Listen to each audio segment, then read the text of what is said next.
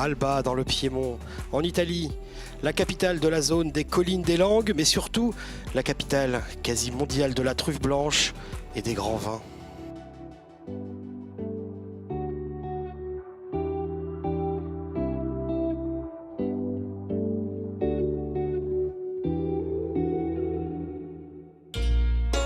Après avoir roulé sur la côte de Ligurie, je suis de retour en Italie. Et seul cette fois, où je vais pouvoir vagabonder au gré des odeurs et des saveurs piémontaises.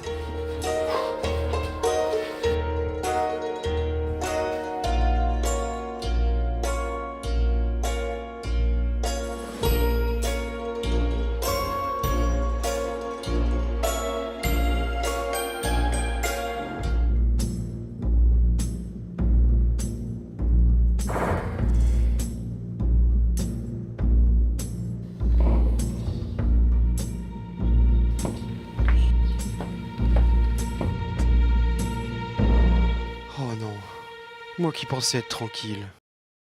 Bah quoi, t'es pas content de me voir? Si.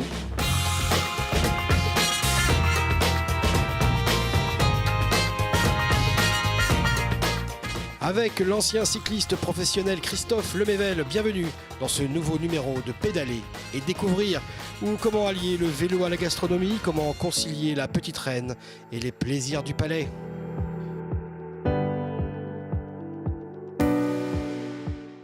J'ai un vélo à assistance électrique, ça s'appelle. C'est pas un vélo électrique. Un vélo électrique, ça veut dire que c'est comme une moto. Le vélo à assistance électrique, c'est-à-dire qu'il faut quand même toujours pédaler. Mais l'avantage de ce vélo à assistance électrique, c'est que d'une, on ne fait pas trop d'efforts. Il faut en faire un minimum quand même. Mais de deux, on peut monter des petites bosses comme ça, de plusieurs kilomètres, sans avoir un excellent niveau de vélo, quoi.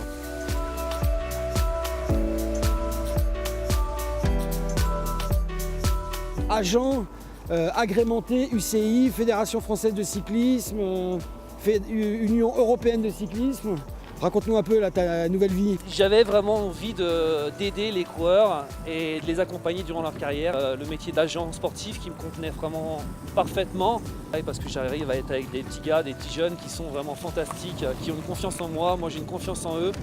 Et voilà, c'est vraiment ce que j'aime. C'est aussi mon rôle de voir vraiment certains coureurs qui ont les capacités et justement de les aider.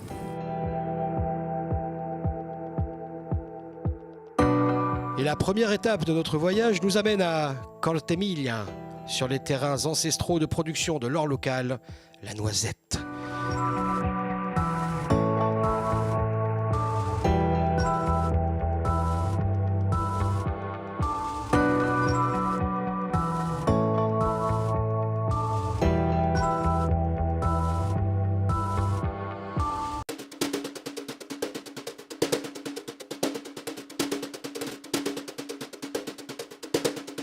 Une petite odeur là, qui me plaît beaucoup. Ah ouais, laquelle? Ah, je sais pas.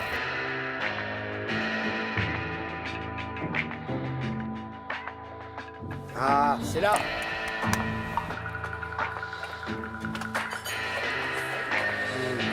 C'est là, Christophe.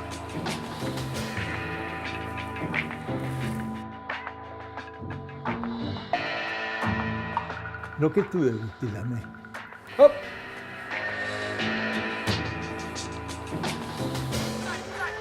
C'est le sac.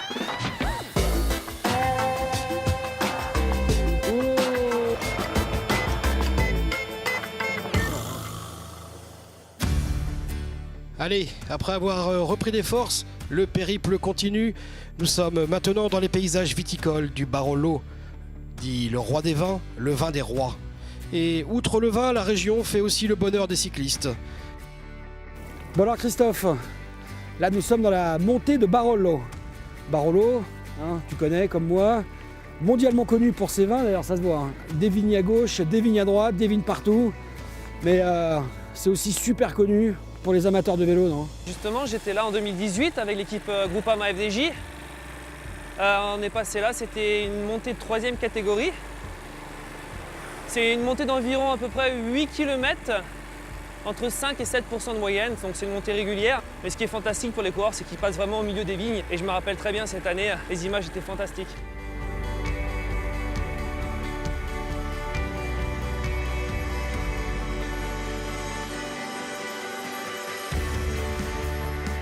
Une course comme le Giro, avec les meilleurs coureurs du monde, comment ça se monte une montée pareille? Bon, c'est une montée qui doit se monter à peu près avec un 39-17 si ça roule tempo. Par contre, sur une attaque ou sur un début de course, ça peut même monter gros plateau si les coureurs font la course. En début d'étape, en fait, si l'échappée n'est pas encore créée, et ben justement, les coureurs vont vouloir aller dans l'échappée et puis ça va rouler sûrement plus vite. En fin d'étape, si c'est pour la gagne, ça va rouler encore plus vite. Du coup, c'est surtout en fait la différence, c'est en milieu d'étape où là, ça peut être plus ou moins tranquille.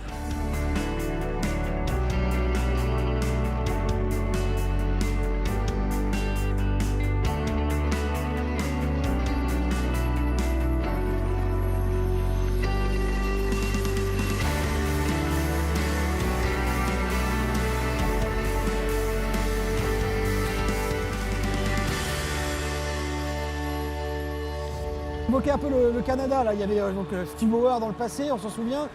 Mais là, c'est vrai qu'il y en a de plus en plus, hein, on l'a vu là au championnat du monde, avec Michael Woods qui a fait une super 3e place. En France, on en a quand même quelques-uns, des pros, des bons pros d'ailleurs. Hein. Toi, tu prospectes un peu de ce côté-là ou pas du tout? Maintenant, on voit Antoine Duchesne qui est à Groupama FDJ, Hugo Hull qui est chez Astana. Donc c'est vrai que le Canada, bon, ils ont des très très bons coureurs, ils ont des très très bons vététistes.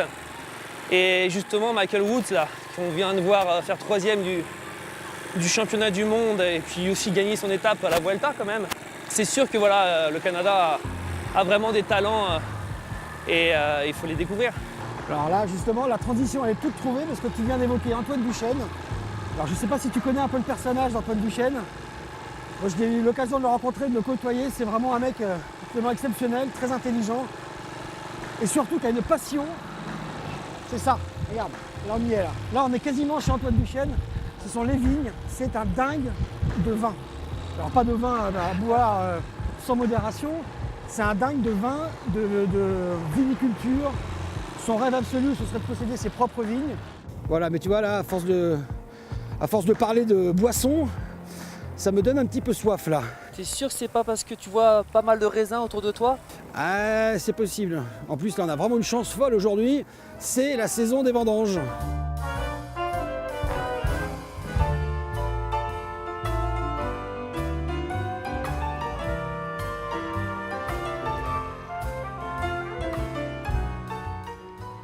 Oh là, j'ai trop soif là. T'as soif ou pas là? Non? Oh là là. Ben voilà.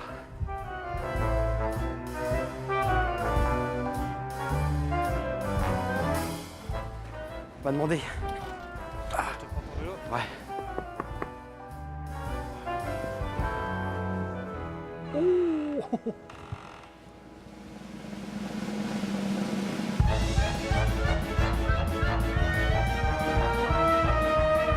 Buongiorno. Buongiorno. Est-ce que vous avez de l'eau, s'il vous plaît? De l'eau? De l'eau. Che cos'è l'eau? L'eau acqua. Ah no, qui abbiamo solo acqua di Barolo. Acqua di Barolo. Sì. Sì.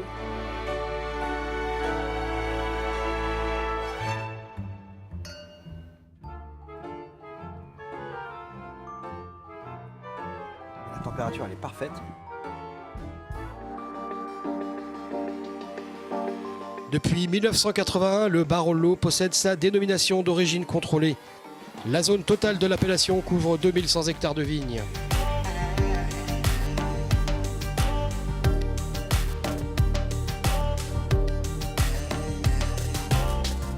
Après le vélo, après l'effort, même si on n'a pas beaucoup avec l'électrique, le réconfort. Et moi j'attends une seule chose, c'est les tagliarini à la truffe blanche. Tu connais ça ou pas? Ouais, mais par contre, il va peut-être falloir redescendre pour remonter la montée de Barolo. Tu crois qu'il faut la faire 2 fois, histoire d'éliminer un peu pour en reprendre un peu derrière? Bah, je préférais que tu élimines un peu plus de calories que ce que tu as fait là avec ton vélo électrique.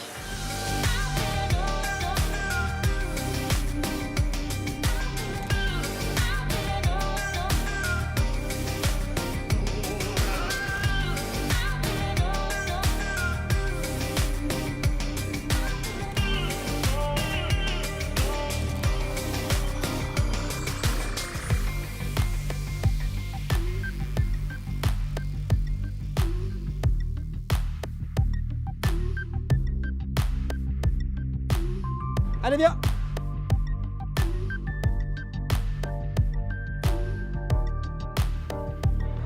La truffe. Tartufo. J'arrive.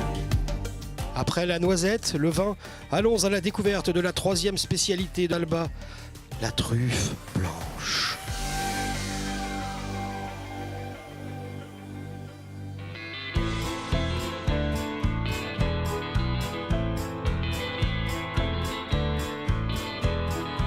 Quando ti guardo io non resisto e continuo a cadere giù.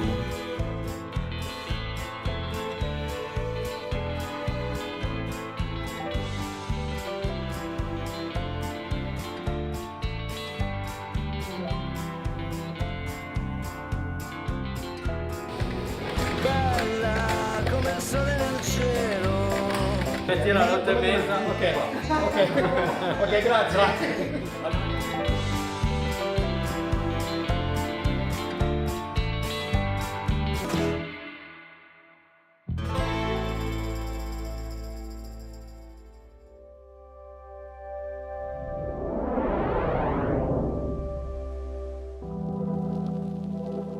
Nous quittons Alba pour prendre un peu de hauteur. Notre voyage cycliste et culinaire se prolonge dans les Alpes italiennes, à l'ouest de Cuneo et à seulement quelques encablures de la frontière française.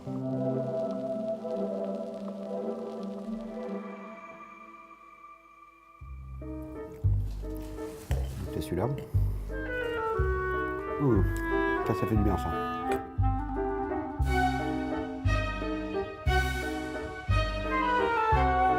– 0,1%. Salut Vincent, ça va? Salut Christophe. Mais qu'est-ce que t'es en train de manger là? Bah, je prends mon petit-déj. Mais non, c'est pas ça aujourd'hui qu'il te faut. Hein. Ah ouais, bah justement, il te faut maintenant des céréales. On va où là? On va dans la montagne. À la montagne? Eh ouais. Avec les vélos? Eh ouais.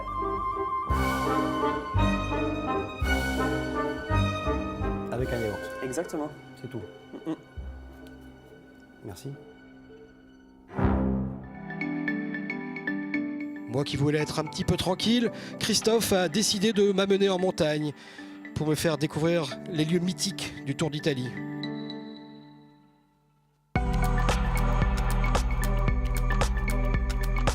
Mais avant d'escalader les pentes alpines, un petit tour à Coni, Cuneo en italien.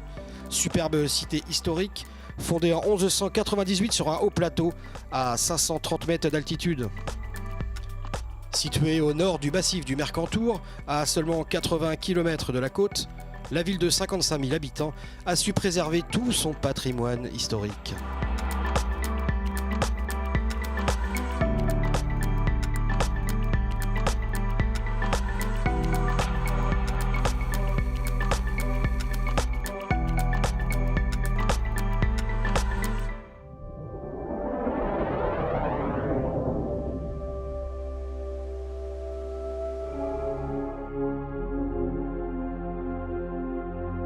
C'est donc depuis Cuneo que nous poursuivons notre balade à deux roues.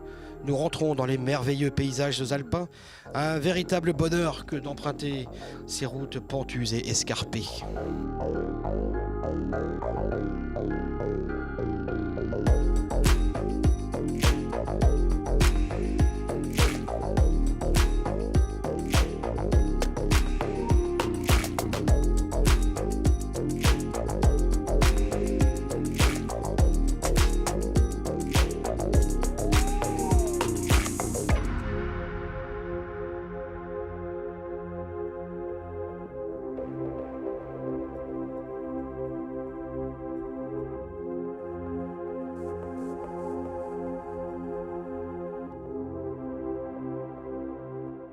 C'è un percorso da fare con la mountain bike disterrato, anche divertente. Ah.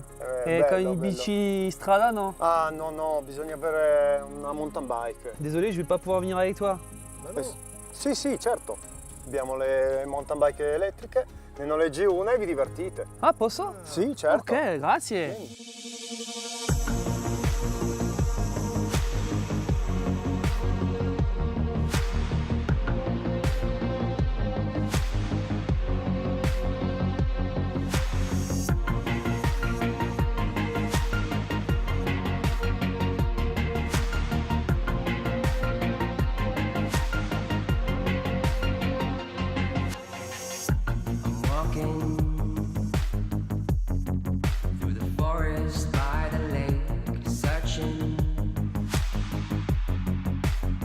trying to find a trace. I'm calling,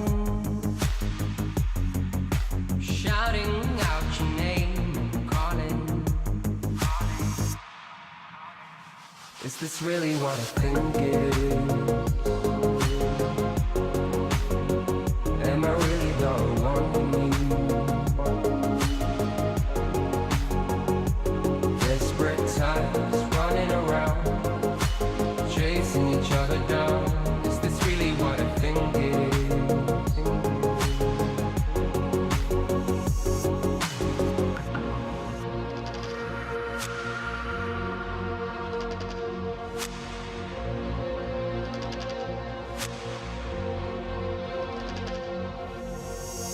I'm helpless, and the walls are caving in. Can't breathe now, losing my sanity. I'm calling, shouting out your name. I'm calling. Is this really what I think it is? Et quelle chance de dévaler les chemins caillouteux de la Via del Sale, la voie du sel en français, oscillant entre 1800 et 2400 mètres d'altitude. Ces routes sont considérées comme les plus belles d'Italie et ont été pendant très longtemps le passage obligé des marchandises depuis la mer. Entre Boucottins et Marmotte, ce sentier de 40 km de long offre des passages époustouflants. Je paierais presque pour venir faire du vélo ici.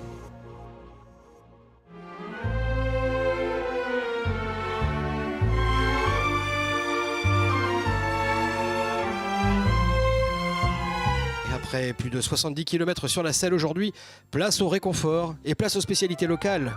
Encore une fois, un ragoût de bœuf à la polenta ou des gnocchi al castelmagno.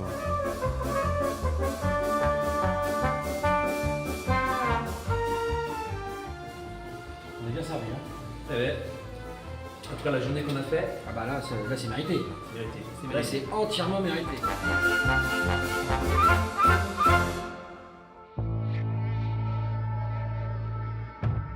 Une courte nuit de sommeil, on a rechargé la batterie du vélo et c'est reparti. Direction le mythique col de Fauniera. Aujourd'hui, on va encore en prendre plein les yeux.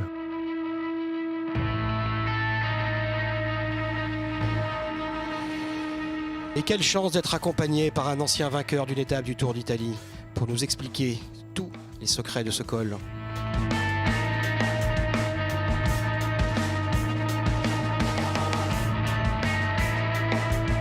Alors ce col de la Fauniera, à peu près 30 km de la frontière française, qu'est-ce que t'en penses, Christophe? Oh bah c'est un col qui est vraiment extrêmement dur. On est quand même depuis plus d'une heure et demie à monter. C'est un col qui fait plus de 21 km avec une moyenne de 11%. Le passage à 13%. Donc ouais, c'est un col extrêmement dur. Là on peut voir qu'on est à 3 km du sommet. On est déjà à 2200 mètres d'altitude. Le sommet c'est 2480 mètres. Donc c'est vraiment un des cols les plus durs que j'ai pu pratiquer. Et alors qu'est-ce qui se passe là dans les jambes? Parce que là on a vraiment du mal à respirer là. Ouais, bah, de toute façon l'altitude fait qu'on a plus de mal à respirer. Et là bon bah je le sens sûrement un peu plus que toi parce que toi t'es avec le vélo électrique quand même. Ah, j'ai du mal à parler même, à récupérer. Les jambes elles sont de plus en plus dures.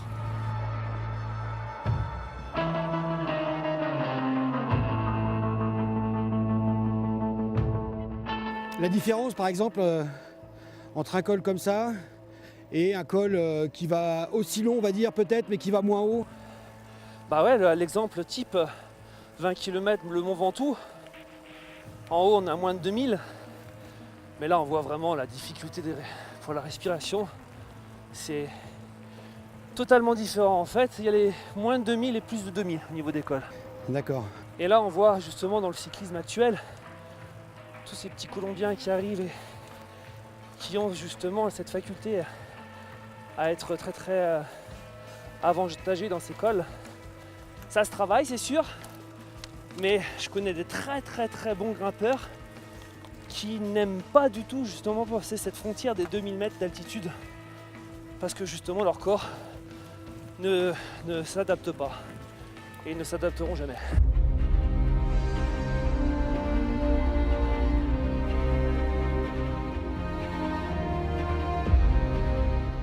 Et si on prend l'exemple, je sais pas, d'un Canadien par exemple. Un Québécois qui arrive, il débarque ici, il n'a pas des hautes montagnes. Il peut le faire en s'entraînant, il y arrive quand même. Alors, il va réussir bien sûr à le monter. Après justement, c'est avec un vélo électrique. Moi j'aimerais bien voir justement un petit Michael Woods dans un Tour de France, passer justement ce col ou un col du Galibier, parce que ce col peut être aussi praticable sur le Tour de France. On est très, très proche de la France.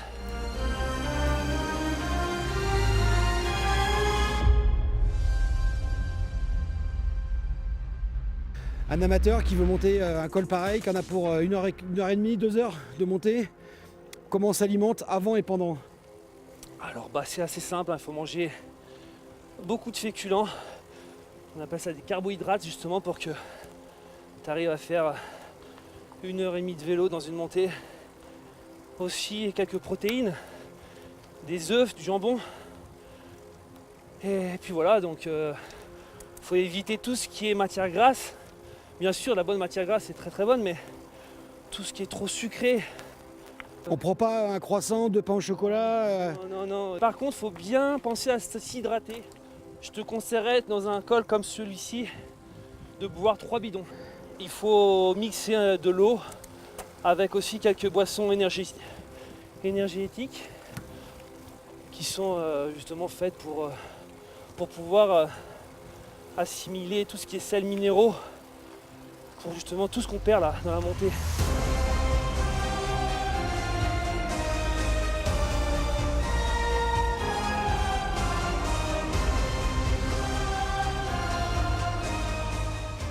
Dans la dernière partie de ce col, qui est magnifique, parce qu'en haut tu vas pouvoir voir justement la stèle de Marco Pantani qui culmine à 2481 mètres d'altitude. Et pourquoi Marco Pantani? Bon, on est en Italie, c'est juste la raison. Ah non, si tu te souviens bien, 99, c'est une des dernières courses qu'il a faites, c'est mythique, il fait partie de l'histoire de l'Italie, Marco Pantani. Il a été quasiment canonisé par les fans, les tifosi italiens. Encore maintenant, encore de nos jours. Hein.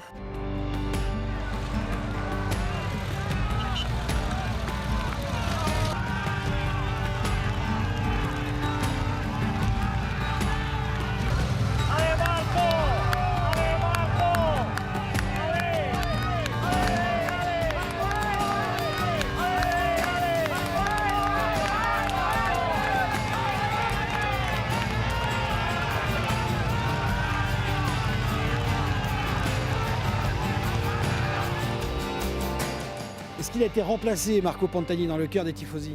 Remplacé, je pense qu'il est irremplaçable, de par son charisme, de par sa personnalité. Il est juste irremplaçable.